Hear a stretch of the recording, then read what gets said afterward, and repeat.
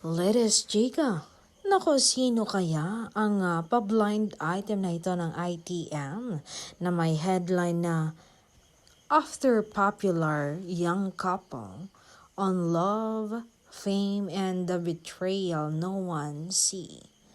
They are held as one of the most popular young love teams. Sana nga hindi ang Dunball ito.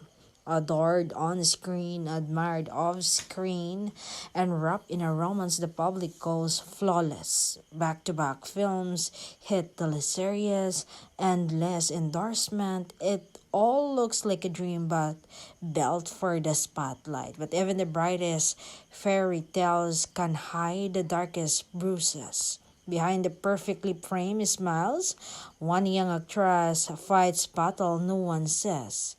The heartbreak she carries has driven her to constant therapy. Yet she still chooses grace amid the pain. At times, the pressure becomes so frantic that even her closest friends fear toll it's taking, and the cruelest twist, the man the world calls her perfect match, may be the very reason she's unraveling. And if whispers are true, the deepest wound isn't just betrayal, it's betrayal by someone she once trusted as a girl best friend. Was this hidden girl a fling or something more serious? Ayon sa insiders, mga chismosa, recall a tense moment at a close friend's birthday party where overwhelmed by humiliation and heartbreak.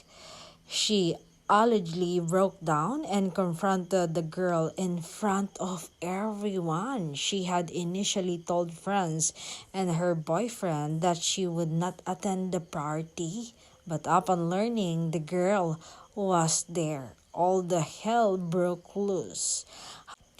How long can she play the role of the beloved before she finally realizes she deserves peace more than a love story?